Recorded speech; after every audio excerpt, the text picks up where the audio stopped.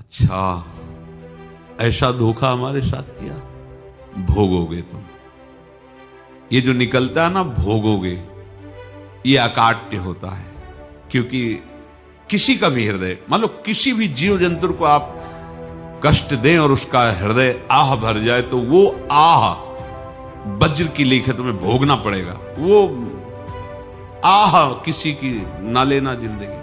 कोई ऐसा कोई आह भर करके कह दिया तुम समर्थ हो, हम तो कुछ कर नहीं सकते, और अंदर से दुखी, फिर तुम्हारी सामर्थ्य काम नहीं करेगी, मिट्टी में मिला देगी। ऐसा नहीं कि आप जो कर रहे हैं कोई देख नहीं रहा, कोई हिसाब किताब नहीं, जो कर रहे हैं अवश्य में भोक्तव्यम, बहुत सावधान।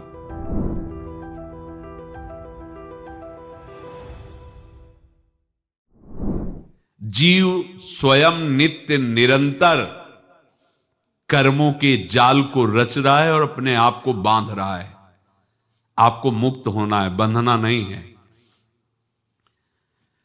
जीव का जन्म कर्मों के अनुबंध से होता है, कर्मों के बंधन से होता है, और उसको अपना ऋण चुकाना होता है।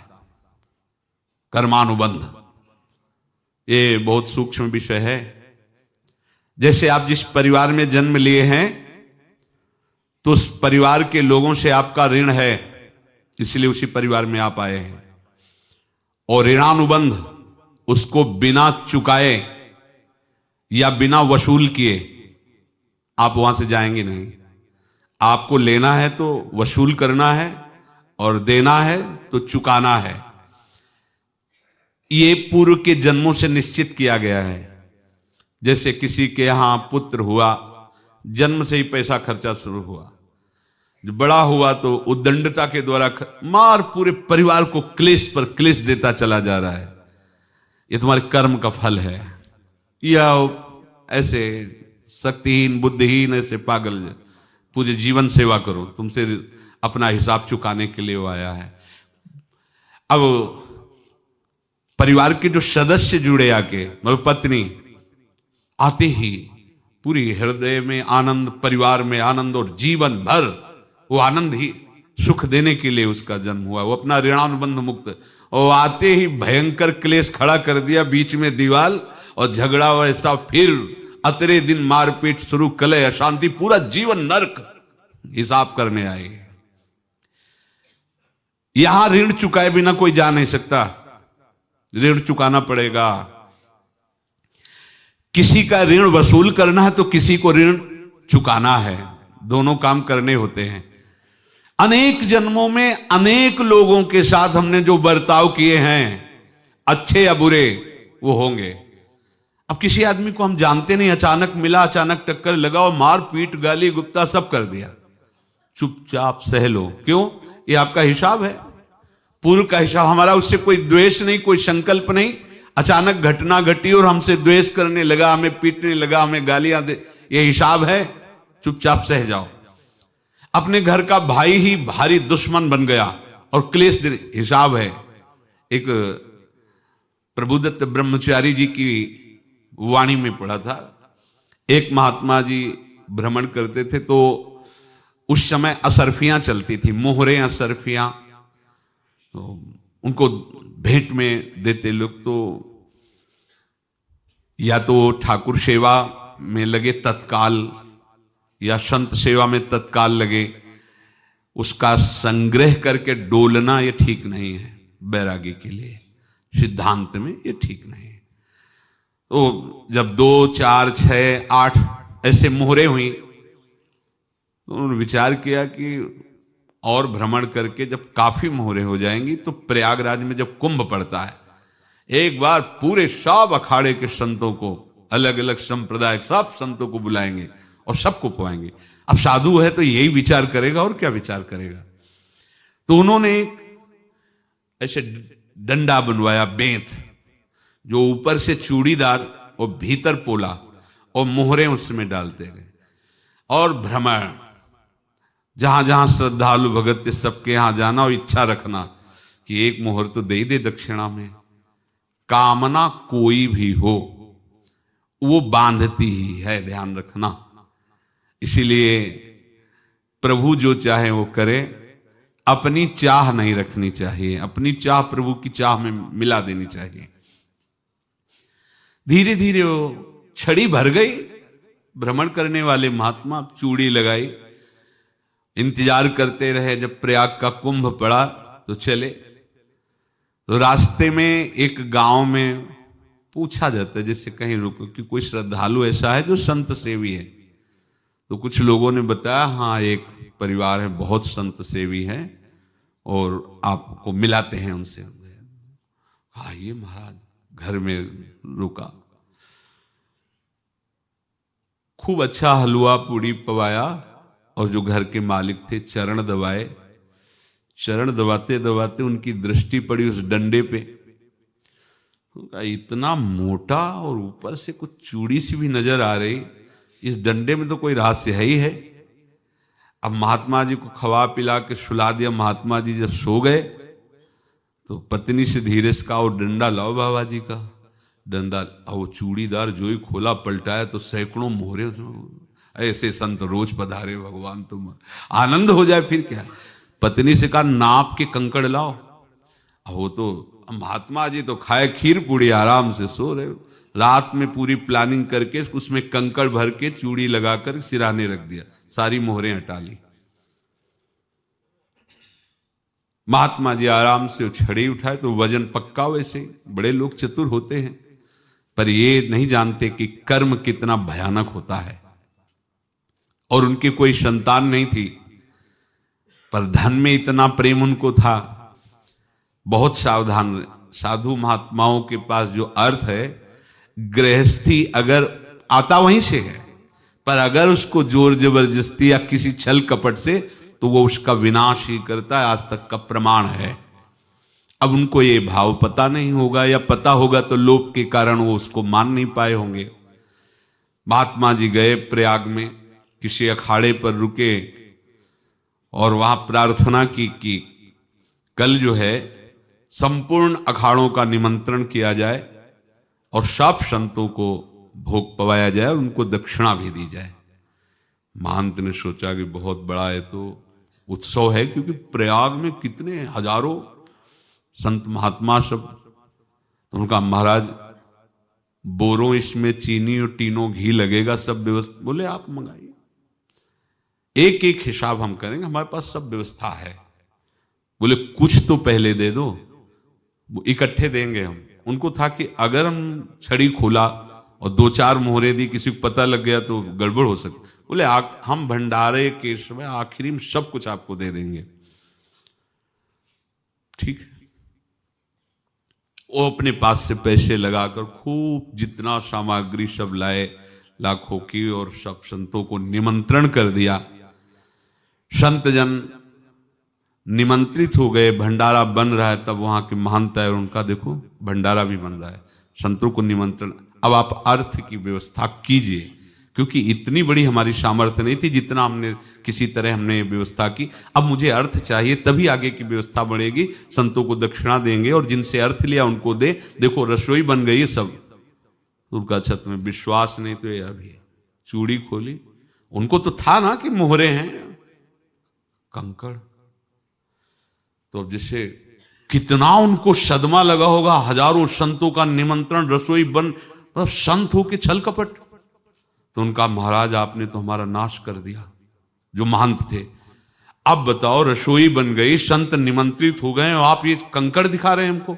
आपने तो हमें बर्बाद कर दिया। हमारी इतनी सामर्थ्य नहीं थी, आप पहले बता देते। संत होकर ऐसा छल कपट। अब वो बोले तो क्या बोले, क्योंकि उनको पता था कि मोहरे हैं इसमें। अंदर से उनका चिंतन गया उसी सेठ के पास, अच्छा ऐसा धोखा हमारे साथ किया, भोगोगे तुम। ये जो निकलता है ना भोगोगे, ये अकाट्य होता है। क्योंकि किसी का भी हृदय, मान लो किसी भी जीव जंतु को आप कष्ट दें और उसका हृदय आह भर जाए, तो वो आह वज्र की लेख है, तुम्हें भोगना पड़ेगा। वो देखो भीष्म जी को भोगना पड़ रहा है ना। सांप को ऐसे धनुष की नोक से उठाया और बंबूल के कांटों के ऊपर फेंक दिया, कई दिन तक शेदा हुआ, वो आह भर करके मरा। तो आपको 6 महीने बाणों की सैया पर आह किसी की ना लेना जिंदगी में। कोई ऐसा कोई आह भर करके कह दिया तुम समर्थ हो, हम तो कुछ कर नहीं सकते, और अंदर से दुखी, फिर तुम्हारी सामर्थ्य काम नहीं करेगी, मिट्टी में मिला देगी। फिर ये तो संत थे और भगवत आराधना के लिए, संत आराधना के लिए ही ऐसा किए हुए थे। अब इनका कैसे मुंह दिखाएं, अब क्या करें। सुबह संत जन आएंगे, सबके बीच में हमारी कि देखो इन्होंने, अब क्या करें। गए और संगम में जाके छलांग लगाई, अपने प्राण त्याग दिए। अब उनके तो पास मोहरे थी और व्यापार बढ़ा, और 9-10 महीने बाद ही लड़का हुआ। अब तो उनको कि संत फलीभूत हो गया। देखो व्यापार चल रहा, लड़का नहीं होता था, लड़का भी हो गया। बड़ा आनंद छा रहा है।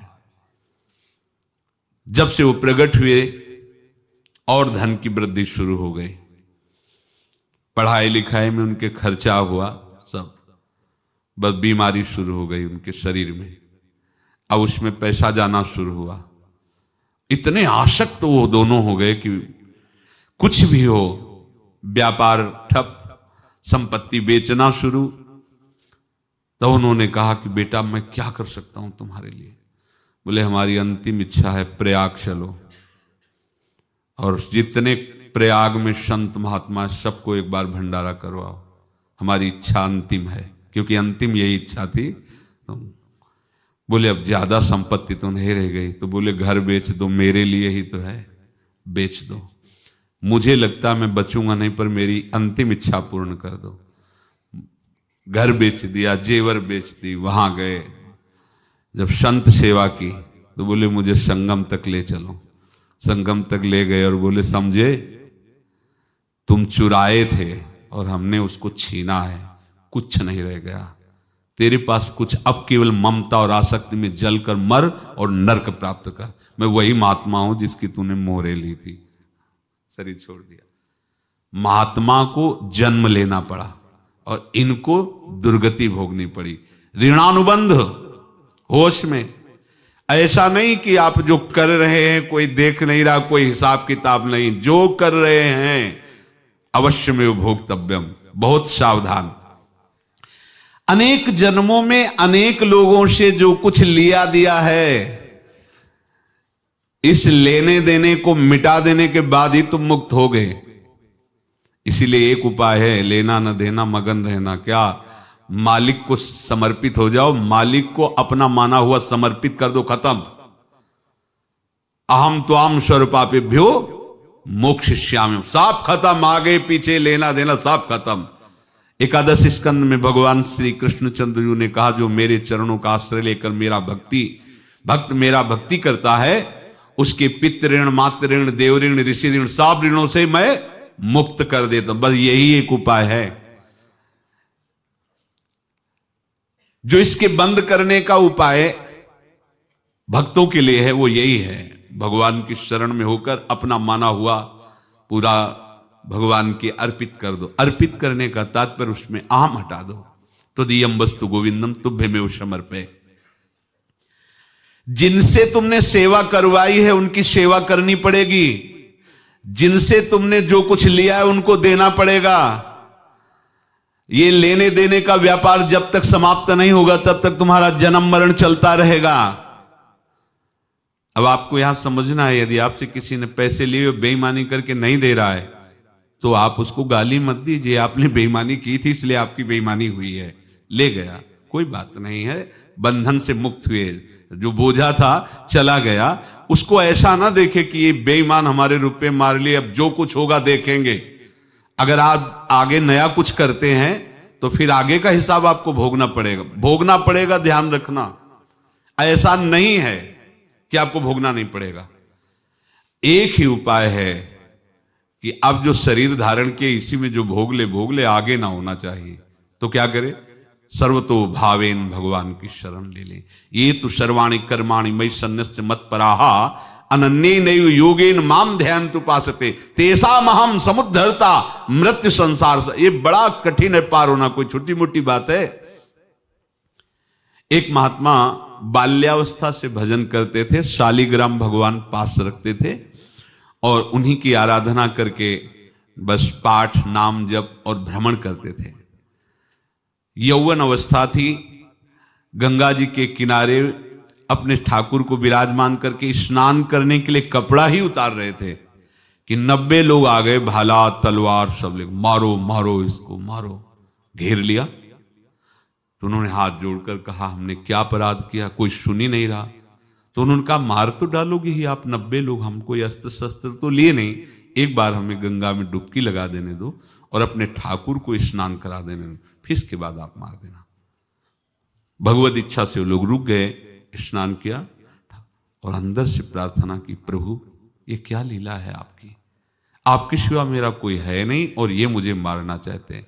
तो भगवान ने जानते हो क्या कहा उनके अंतर में, तुम मेरे में ध्यानस्थ हो करके शरीर को छोड़ो, ये लोग मारेंगे, ये मेरे भजन का फल है कि तुम्हें 90 जन्म नहीं लेना पड़ेगा, एक ही जन्म में 90 मिलके, तुमने 90 हिंसा की थी पूर्व में, तो तुम्हें 90 बार जन्म लेना होता और एक एक करके मारते। ये मेरे भजन का प्रताप है कि एक बार में ही 90 का हिसाब हो जाएगा। तुम आंख मूंदो, मेरे ध्यान में मगन रहो, मेरे प्रताप से तुम्हें कोई चोट नहीं होगी और स्वाभाविक मूर्छावस्था में प्राण तुम्हारे छूट जाए। ऐसा ही हुआ, ऐसा हुआ। तो ये बात समझ लो कि ये जो कर्मानुबंध है, ऋणानुबंध है।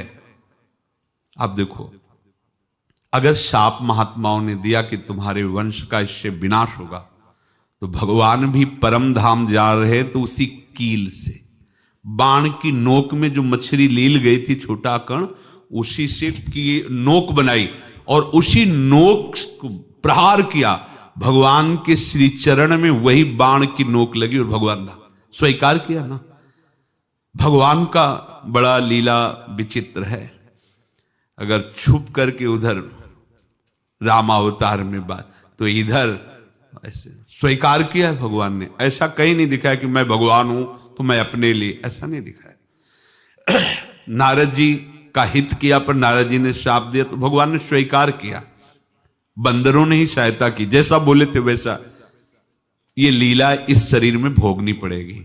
हाँ, ज्यादा को कम में भुगता देंगे, पर अब अगला शरीर ना मिले, इसके लिए सर्वतो भावेन भगवान के आश्रित हो जाए। जैसे आपने दुकान फैला रखी है तो उसमें दो काम होते हैं, लेना और देना। किसी को उधार दिया है तो हमें उससे लेना है, और कोई नगद देकर सामान ले रहा है तो उसे सामान देना है, या उधार लिया है तो हमें उधार देना है। अब अगर दुकान बंद करनी है तो तुम्हें देने वालों पर जोर देना है, लेने वालों पर जोर नहीं। लेने वाला तो जाओ हम क्षमा किया, समर्पित किया, हमारा कोई संबंध नहीं, खत्म हो जाए, वो खुशी हो जाएगा। लेकिन देने वाला तुम अगर दुकान भी उठा दोगे तो जहां भी रहोगे तुम्हारे पास वो आएगा, लाइए हमारा। तो देने पर नजर रखिए, जिसका जिसका हिसाब है वो आपके सामने आता जाए, हटाते जाओ। लेने पर नजर मत रखिए और दुकान फौरन उठा दीजिए, नहीं अगर लेते देते रहे तो चलता रहेगा। आगे चलकर कुछ लेना न देना, मगन रहना बस अपने प्रभु के चिंतन में। अब हम कैसे जाने कि किसको क्या देना है, हमें क्या पता? तो हम पूरा हिसाब जिनको पता है उनको दे देते हैं, समझ रहे हो? उनको पता है क्या लेना है क्या देना है, तो इनके पास पहुंच गए या सरकारी हिसाब से सब बराबर कर देंगे। हमको अपनी जिम्मेवारी इनकी चरणों में समर्पित कर देना है, तभी हम जीवन मुक्त होंगे। ये रहस्य की बात है। प्रभु कह रहे हैं, यस्य सर्वे समारंभा काम संकल्प वर्जिता ज्ञानाग्नि दग्ध कर्माणं तमाहु पंडितम बुधा। जिसके संपूर्ण कर्मों के आरंभ संकल्प और कामना से रहित हैं, तथा जिसके संपूर्ण कर्म ज्ञान रूपी अग्नि से जल गए हैं, उसको ज्ञानी जन भी पंडित कहते हैं, बुद्धिमान कहते हैं। पूज्य श्री भाई जी महाराज कह रहे हैं, जैसे वहां ज्ञानाग्नि से दग्न कह रहे हैं, तो अपने वृंदावन वासियों का प्रेमाग्नि से सब कर्म संस्कार दग्न होते हैं। जिस समय आपके हृदय में भगवत प्रेम का प्रादुर्भाव होगा तो लेश मात्र कभी तुम्हें दुख नहीं भोगना पड़ेगा। प्रेम का प्रादुर्भाव होते ही दुख का नाश हो जाता है, महासुख। जब प्रेम का प्रादुर्भाव होगा तो समस्त पाप भस्म हो जाते हैं, अशांति नष्ट हो जाती है, संसार ज्वाला स्पर्श भी नहीं कर सकती है। जब भगवत प्रेम का प्रादुर्भाव होता है तो हो सकता है उस उपासक के जीवन में दुखों का पहाड़ टूट पड़े, परिवार खिलाफ, शरीर रोगी, अव्यवस्था, बहुत बहुत कुछ, सब कुछ। कह रहे हैं इतना सब होने पर भी उसके हृदय में कोई भी दुख नहीं होता। ये ऐसा सामर्थ्यशाली भगवत प्रेम है। भगवान के चरणारविंद का जिसके हृदय में प्रेम है, भारी से भारी दुख भी उनको विचलित नहीं कर सकता।